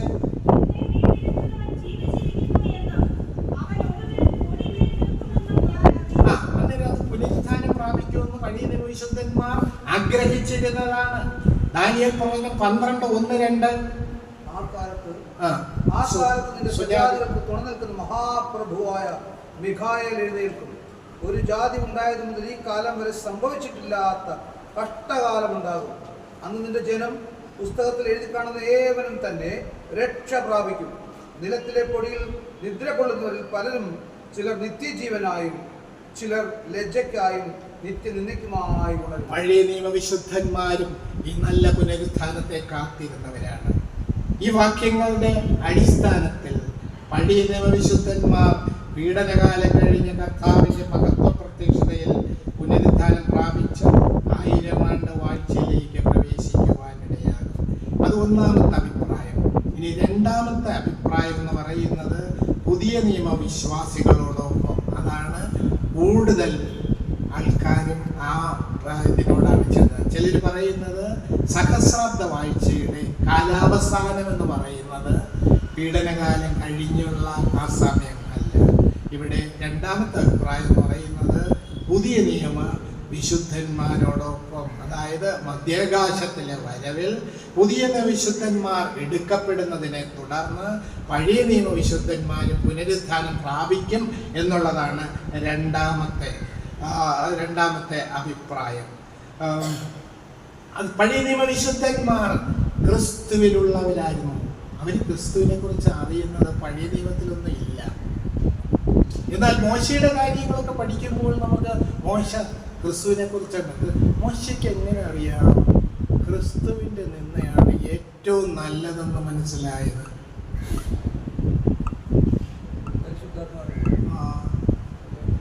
അത് ദൈവാത്മാവ് അതിലേക്ക് നയിച്ച് ജ്ഞാനം കൊടുത്തു. മോശയെക്കുറിച്ചുള്ള ക്രിസ്തുവിൻ്റെ നിന്ന ചുമന്നുകൊണ്ടാണ് സകലതും വിട്ട് മോശ മുമ്പോട്ട് വരിക. ക്രിസ്തുവിൻ്റെ നിന്ന ഏറ്റവും വലുതെന്ന്.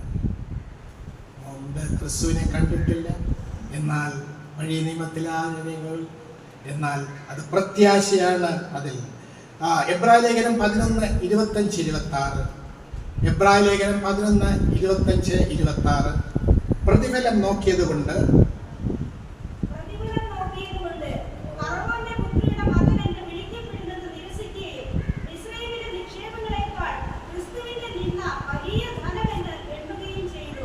എങ്ങനെ അറിയാം ഈ മോശയ്ക്ക് എത്രയോ വർഷങ്ങൾക്ക് ശേഷം ക്രിസ്തുവിൻ്റെ കാര്യങ്ങൾ പരിശുദ്ധാത്മാവ് രേഖപ്പെടുത്തിയിട്ടുണ്ട്.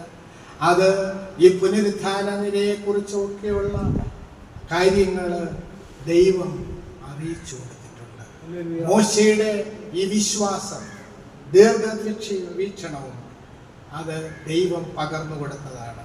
അതാണ് മോശ പറഞ്ഞത്, ലോകത്തിലുള്ള സകല സമ്പത്തുകളെക്കാളും ക്രിസ്തുവിൻ്റെ നിന്നയാണ് ഏറ്റവും പ്രധാനം എന്ന് പറയുന്നത്. ലൂക്കോസിന്റെ സുവിശേഷം 24-26-27 ഇങ്ങനെ കഷ്ടം സഹിച്ച്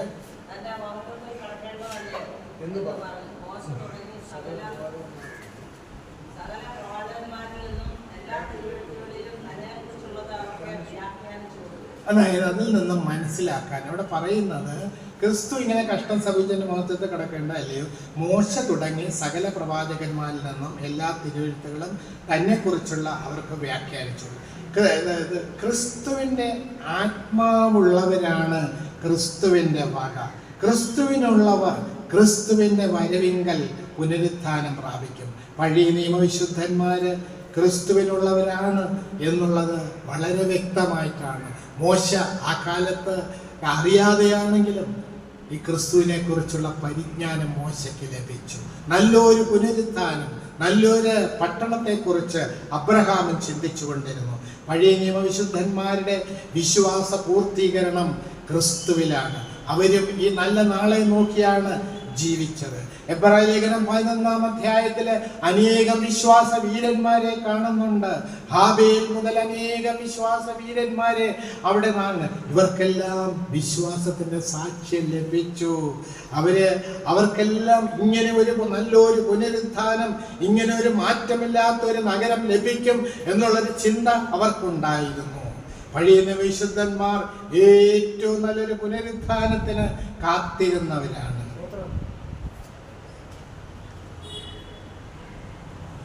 കർത്താവിൻ്റെ മധ്യാകാശത്തെ വരവില് പഴയ നിയമവിശുദ്ധന്മാരും പുനരുത്ഥാനം പ്രാപിക്കും. കുഞ്ഞാടിന്റെ കല്യാണം നടക്കുന്ന തെളിവ് പറയാൻ പോവുകയാണ്. കുഞ്ഞാടിന്റെ കല്യാണം നടക്കുന്ന വേളയിൽ സ്വർഗത്തിൽ പുതിയ നിയമവിശുദ്ധന്മാരോടൊപ്പം പിതാവും പുത്രനും പരിശുദ്ധാത്മാവും ഉണ്ടായിരിക്കും. ദൈവത്തിന്റെ സ്നേഹിതന്മാരായ അബ്രഹാമും ദൈവത്തിന്റെ ഹൃദയപ്രകാരം ജീവിച്ച ദാവീദും മണവാളന്റെ സ്നേഹിതനായ യോഹന്നാനും മാറ്റി നിർത്തി സ്വർഗത്തില് കുഞ്ഞാടിന്റെ കല്യാണം പൂർത്തീകരിക്കുമോ? ഇല്ല. അവരെല്ലാം ഇത് ആഗ്രഹിച്ചിരുന്നതാണ്. കാലാവസാനത്തിങ്കൽ ഓഹരിലെത്തുവാൻ ദാനിയേലേ നീ എഴുന്നേറ്റ് വരിക, എന്ന് പറയുന്നത് ദാനിയേലിനോട് പറയുന്നത് കൃപാകാലത്തിന്റെ അന്ത്യമാണെന്ന് നാം മനസ്സിലാക്കണം. പീഡനകാലത്തിന്റെ അന്ത്യമെന്ന് ചിലർ പറയാറുണ്ട്. എന്നാൽ ക്രിസ്തുവിനുള്ളവർ പഴയ നിയമ തിരുവചനം വളരെ വ്യക്തമായിട്ട് പഠിച്ചാൽ, ആഴത്തിൽ പഠിച്ചാൽ മനസ്സിലാക്കുന്നത് പഴയ നിയമ വിശുദ്ധന്മാരെല്ലാവരും തന്നെ ഈ ക്രിസ്തുവിന്റെ പുതിയ പുനരുത്ഥാനത്തിൽ, യോബ് മുതൽ അനേകം പേര് ഈ പുനരുത്ഥാനത്തിൽ വിശ്വസിച്ചവരായിരുന്നു. പഴയ നിയമ വിശുദ്ധന്മാരും കർത്താവിന്റെ വരവിനെ പ്രത്യാശയോടെ കഴിഞ്ഞവരാണ്. ദൈവത്തിന്റെ സ്നേഹിതനായ യോഹന്നാനെ കുറിച്ചും പറയുന്നുണ്ട്. അവിടെ കുഞ്ഞാടിന്റെ കല്യാണം നടക്കുമ്പോൾ പഴയ നിയമ വിശുദ്ധന്മാർ ക്രിസ്തുവിന്റെ മണവാട്ടിയല്ല, പുതിയ നിയമ വിശുദ്ധന്മാർ മാത്രമാണ് ക്രിസ്തുവിന്റെ കാന്ത മണവാട്ടി. പഴയ നിയമ വിശുദ്ധന്മാർ ആരായിരിക്കും? കല്യാണം നടക്കുമ്പോൾ സദസ്യർ, പഴയ നിയമ വിശ്വാസികൾ അവിടെ അവരെല്ലാവരും ഇങ്ങനെ ചുറ്റും നിൽക്കുമ്പോഴാണ് പുതിയ നിയമ വിശ്വാസികള് മണവാട്ടി പദം അലങ്കരിച്ചവിടെ നിൽക്കുന്നത്. അവിടെ ആരൊക്കെ കാണും? ദൈവത്തിന്റെ സ്നേഹിതനായ അബ്രഹാമിനെ ദൈവം മാറ്റി നിർത്തുമോ ഈ കല്യാണത്തിൽ നിന്നും? കല്യാണത്തെ സംബന്ധിക്കാതെ മാറിയിക്കാൻ പറ്റുമോ? ദൈവത്തിന്റെ ഹൃദയപ്രകാരമുള്ള ദാവീദ്, മണവാളന്റെ സ്നേഹിതനായ സ്നാപക യോഹന്നാൻ, ഇവരെല്ലാം സദസ്സിലുണ്ടായിരിക്കും. എന്നാൽ മണവാട്ടിപ്പദം അലങ്കരിക്കുന്നത് പുതിയ നിയമവിശ്വാസികൾക്ക് മാത്രം. പുനരുത്ഥാനം ലഭിക്കും. പഴയ നിയമ വിശുദ്ധന്മാർ ക്രിസ്തുവിന്റെ മധ്യാകാശത്തില് ജീവിച്ചവരും മരിച്ചവരുമായിട്ടുള്ള എല്ലാവരും, പഴയ നിയമ വിശുദ്ധന്മാരെല്ലാവരും മോശ പറയുന്നുണ്ട്, ക്രിസ്തുവിന്റെ നിന്ന ചുമന്നുകൊണ്ട് മോശയ്ക്ക് എങ്ങനെ ഈ അറിവ് ലഭിച്ചു? പഴയ നിയമ വിശുദ്ധന്മാരെല്ലാം ഈ പുതിയ രാജ്യത്തെ കുറിച്ച് ചിന്തിക്കുന്നവരായിരുന്നു. പഴയ നിയമ വിശുദ്ധന്മാരുടെ പുനരുത്ഥാനം എപ്പോൾ? പഴയ നിയമ വിശുദ്ധന്മാർ പുനരുത്ഥാനം പ്രാപിക്കും എന്നുള്ളത് എല്ലാവരും അംഗീകരിക്കുന്നു. എങ്കിലും ഉയർപ്പ് വിവിധ അഭിപ്രായമുണ്ട് സമയത്തെക്കുറിച്ച്. പീഡനകാല ശേഷമാണെന്ന് ചിലർ പറയും കർത്താവ് മധ്യാകാശത്തിൽ വരുമ്പോൾ. പുതിയ നിയമസഭ കർത്താവിന്റെ മണവാട്ടി സഭയാണ്. പഴയ നിയമഭക്തന്മാർ ക്രൂശിനെയും കർത്താവിന്റെ യാഗമരണത്തെയും കഷ്ടതയെയും മുന്നമേ കണ്ടവരാണ്. അവരെല്ലാം ദീർഘവീക്ഷണത്തിന്, ആത്മദൃഷ്ടിയില് ഇതെല്ലാം കണ്ടു. ഉദാഹരണത്തിന് പ്രവാചകനായ യെശയ്യാവ് കർത്താവിന്റെ മരണത്തെ കഷ്ടതയെ കുറിച്ച് വർണ്ണിക്കുന്നുണ്ട്. ഇവരെല്ലാം മുന്നമേ കണ്ടതാണ് ക്രിസ്തുവിന്റെ കാര്യങ്ങൾ. അവരെ ഒഴിവാക്കി നിർത്തിയിട്ട് ഒരു കല്യാണ സദ്യ നടക്കുമോ? ഇല്ലേ, ഇല്ല. പക്ഷെ അവർക്ക് മണവാട്ടിയായിരിക്കാനുള്ള പഴയ നിയമം അതേയുള്ള വ്യത്യാസം. പഴയ നിയമഭക്തന്മാർ ക്രൂശിനെ നോക്കിയവരാണ്. കർത്താവ് കഷ്ടം സഹിക്കും എന്ന് പറഞ്ഞതാണ്. എനിക്ക് പുതിയ പുത്തൻ ശരീരം ലഭിക്കുമെന്ന് യോബ് പറഞ്ഞതാണ്. മോശ പറഞ്ഞു ക്രിസ്തുവിന്റെ നിന്നൽ വന്നുകൊണ്ട് പോയതാണ്. അവരെല്ലാം ക്രിസ്തുവിന്റെ ആത്മാവുള്ളവരാണ്. അതുകൊണ്ട് ക്രിസ്തുവിന്റെ വകയാണ് പുതിയ നിയമ വിശ്വാസികൾ. ക്രിസ്തുവിനെയും ക്രൂശിനെയും കണ്ട് രക്ഷാഭാഗ്യം നേടി എന്നുള്ളൊരു വ്യത്യാസമുണ്ട്. നമ്മൾ ഏറ്റവും ഭാഗ്യാവസ്ഥയിൽ ഒന്നാം പുനരുത്ഥാനത്തിൽ പുതിയ നിയമവിശുദ്ധന്മാരും പഴയ നിയമവിശുദ്ധന്മാരും. എന്നാൽ പഴയ നിയമവിശുദ്ധന്മാരുടെ ഉയർപ്പ് എപ്പോഴാണെന്ന് തിരുവചനത്തിൽ വ്യക്തമായിട്ടുള്ള വാക്യം രേഖപ്പെടുത്തിയിട്ടില്ല. അതുകൊണ്ടാണ് അതിനെക്കുറിച്ച് നമ്മൾ അധികം ചിന്തിക്കേണ്ട. മറഞ്ഞിരിക്കുന്നതെല്ലാം ക്രിസ്തു ഒരിക്കൽ നാം നേരിട്ട് കാണും. ആവർത്തന പുസ്തകത്തിൽ അത് വ്യക്തമായിട്ട് അതിനകത്തോട് ഇങ്ങനെയാണെന്നും വേണ്ട ചികഞ്ഞു നോക്കേണ്ട കാര്യമില്ല.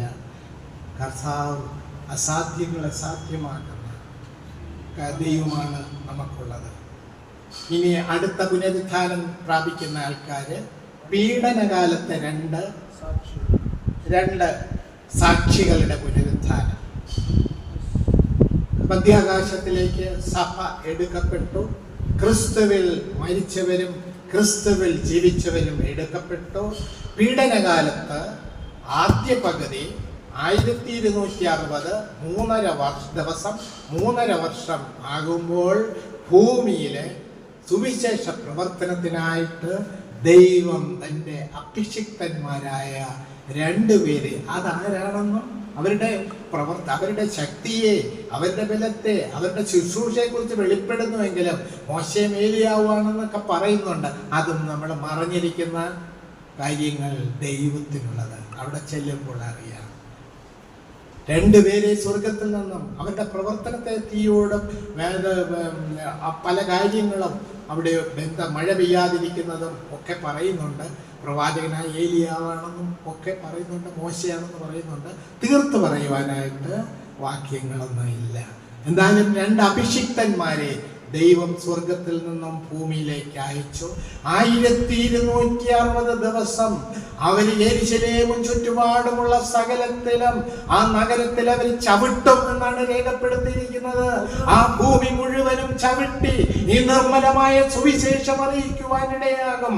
ആദ്യം ഒരു ദൂതനെ അയക്കുന്നു. സൂര്യന്റെ അവിടെ നിന്നുകൊണ്ട് ഒരു ദൂതൻ വിളിച്ചു പറയുകയാണ്, ദൈവത്തെ ഭയപ്പെടുക.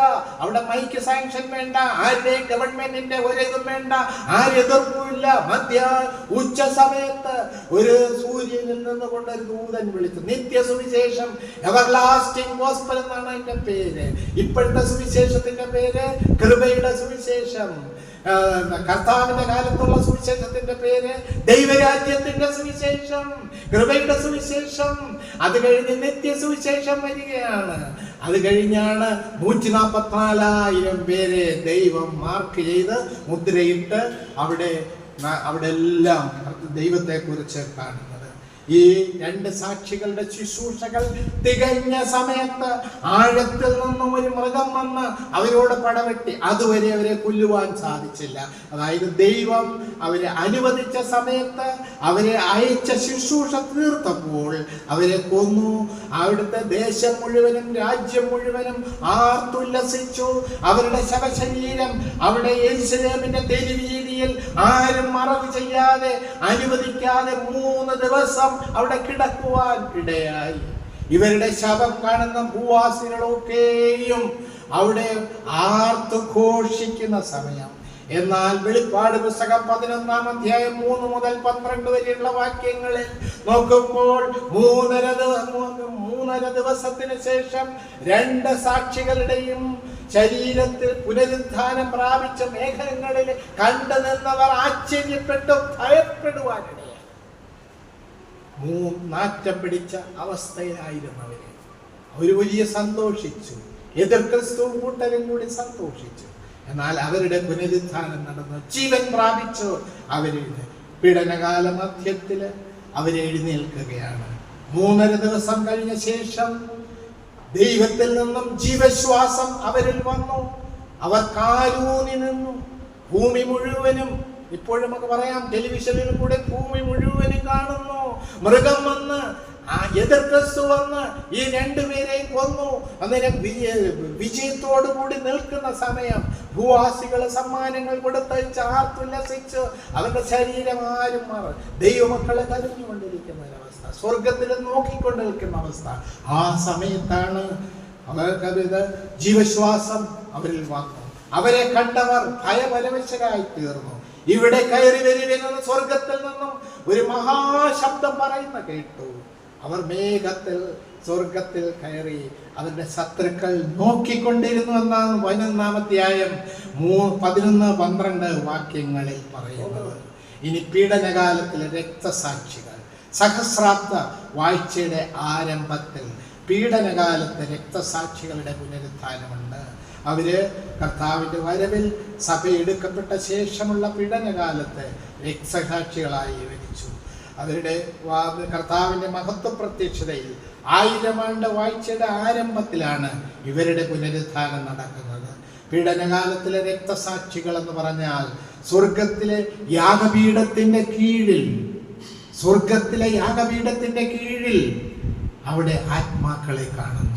അവര് നിലവിളിക്കുകയാണ്, എന്റെ ദൈവമേ, ശത്രുക്കളോട് പകരം ചെയ്യുവാൻ സമയമായിട്ടില്ലയോ എന്ന് കരയുന്ന ആത്മാക്കളെ യോഹന്നാൻ യാഗപീഠത്തിൻ കീഴിൽ കാണുന്നു. അപ്പോൾ ഒരു ശബ്ദം കേൾക്കുന്നു, കുറച്ചുകൂടെ വിശ്രമിക്കുക. നിങ്ങളെപ്പോലെയുള്ള കുറെ പേരും കൂടി രക്ഷിക്കപ്പെടുവാനുണ്ട്, അവർ വരുവാനുണ്ട്. അത് പൂർത്തീകരിക്കുമ്പോൾ അതായിരിക്കും അത് ഒന്ന് വായിക്കാം. വെളിപ്പാട് പുസ്തകം 6-ാം അധ്യായം 9 മുതൽ 11 വരെ. അവൻ 5-ാം മുദ്ര പൊട്ടിച്ചപ്പോൾ ദൈവവചന നിമിത്തവും തങ്ങൾ പറഞ്ഞ സാക്ഷ്യം ഹേതുവായും അറക്കപ്പെട്ടവരുടെ ആത്മാക്കളെ ഞാൻ യാഗപീഠത്തിൻ കണ്ടു. അത് കഴിഞ്ഞ് അല്പകാലം കൂടി സ്വസ്ഥമായി പാർക്കണമെന്ന് അവർക്ക് അരുളപ്പാടുണ്ടായി. അല്പകാലം കൂടി കഴിയണം. അവരെ വെള്ളവസ്ത്രം ധരിച്ച് നിങ്ങൾ നീതിമാന്മാര് വിശുദ്ധന്മാരെന്ന് പ്രഖ്യാപിച്ചുകൊണ്ട് അവരെ ആശ്വസിപ്പിക്കുകയാണ്. കാരണം ഇനി ഭൂമിയിലും തീപ്പൊയ്കയിലേക്ക് പോകാതെ കുറച്ചു പേര് കൂടെ കർത്താവിനെ നോക്കേണ്ടതായിട്ടുണ്ട്. ആ കാലം കഴിയുമ്പോഴത്തേക്ക് വരും എന്ന് പറഞ്ഞ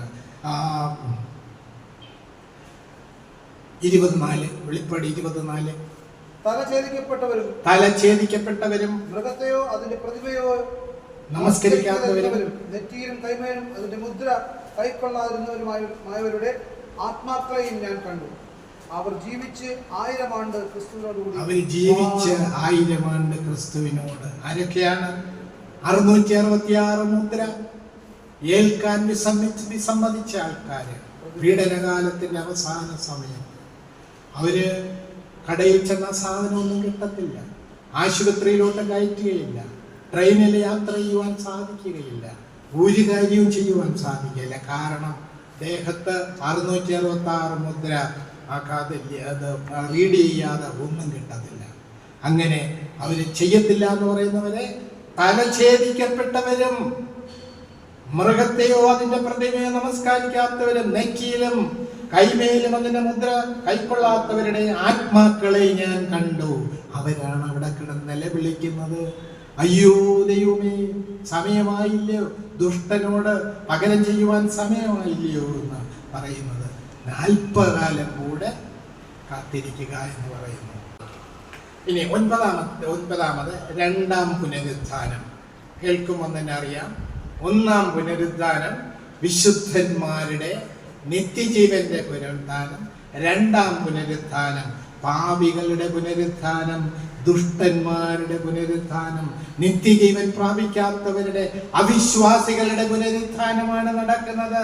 നീതിമാന്മാരുടെ അഥവാ ദൈവമക്കളുടെ പുനരുത്ഥാനം 1-ാം പുനരുത്ഥാനം കഴിഞ്ഞ് 1000 ആണ്ടും പീഡനകാലവും കഴിഞ്ഞാണ് വെള്ളസിംഹാസനം അവിടെ സ്ഥാപിക്കുന്നത്. വെള്ളസിംഹാസനം സ്ഥാപിക്കുന്ന സമയത്ത്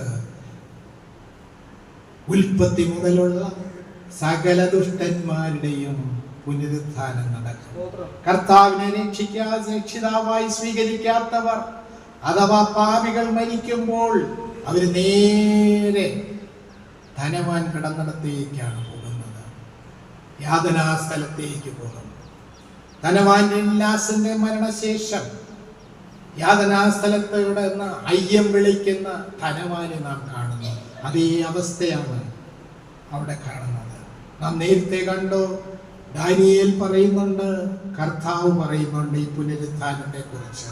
ദാനിയേൽ പ്രവചനത്തിൽ പറഞ്ഞത്, നിലത്തിലെ പൊടിയിൽ നിദ്ര കൊള്ളുന്നവരിൽ പലരും ചിലർ നിത്യജീവനായും ചിലർ നിത്യലജ്ജയ്ക്കായിട്ടും. 2 പുനരുത്ഥാനത്തെ കുറിച്ച് പറഞ്ഞു. കർത്താവ് പറഞ്ഞു, കല്ലറകളിലുള്ളവരെല്ലാവരും അവന്റെ ശബ്ദം കേട്ടു. നന്മ ചെയ്തവർ ജീവനായും തിന്മ ചെയ്തവർ പാപം ചെയ്തവർ ന്യായവിധിക്കായി പുനരുത്ഥാനം. വെളിപ്പാട് 20-ാം അധ്യായം 11 മുതൽ 15 വരെയുള്ള വാക്യങ്ങൾ 1000 ആണ്ട് വാഴ്ചയ്ക്ക് ശേഷം ഇവർക്കുണ്ടാകുന്ന പുനരുത്ഥാനത്തെ കുറിച്ച് വളരെ വ്യക്തമായിട്ട് വചനത്തിൽ രേഖപ്പെടുത്തിയിട്ടുണ്ട്.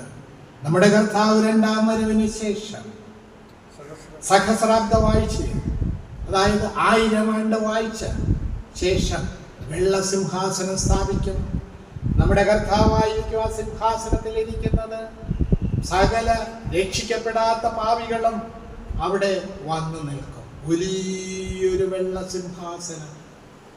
വലിയ എന്ന് പറഞ്ഞത്, വെള്ള എന്ന് പറഞ്ഞതിന് ഞാൻ ഇന്നലെ അർത്ഥം പറഞ്ഞു.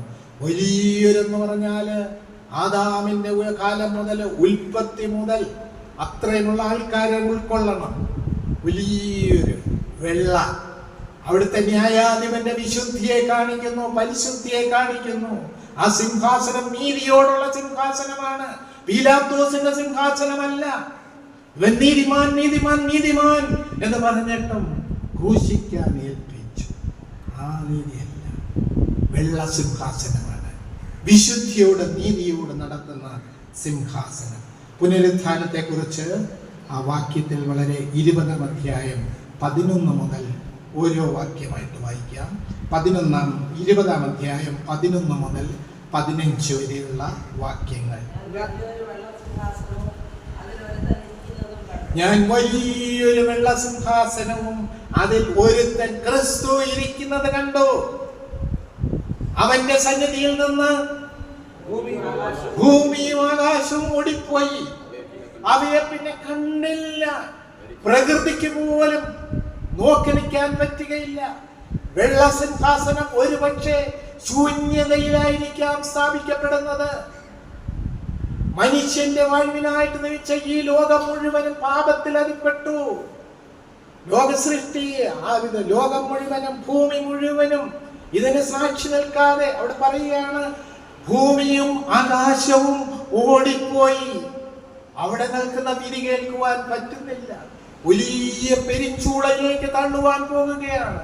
വലിയൊരു വെള്ള സിംഹാസനവും അതിൽ ഒരുവൻ ക്രിസ്തു ഇരിക്കുന്നത് ഞാൻ കണ്ടു. യോഹന്നാൻ പറയും, അവന്റെ സന്നിധിയിൽ നിന്ന് ഈ വലിയ ന്യായാസനത്തിന്റെ മുമ്പാകെ നിന്നപ്പോൾ ഭൂമി, കർത്താവ് മരിച്ചപ്പോൾ അവിടെ സൂര്യൻ, ചന്ദ്രൻ, ഭൂമി കുലുങ്ങി, ഇരുട്ട്, അന്ധകാരമായി.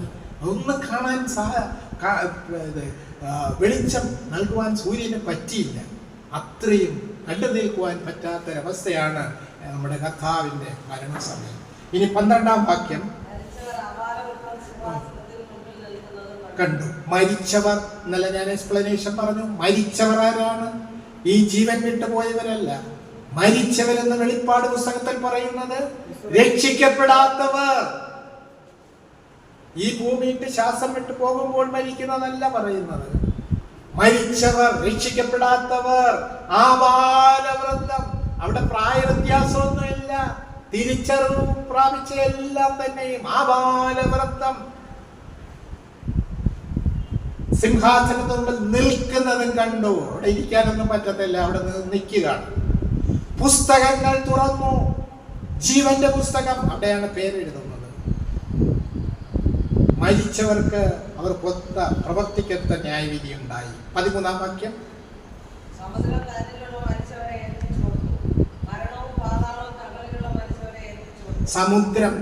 സമുദ്രത്തിൽ മരിച്ചവര്, ഭൂമിയിൽ മരിച്ചവര്, പാതാളവും നരകവും അവർ ശേഖരിച്ചവര് എല്ലാം ഏൽപ്പിച്ചു കൊടുത്തു.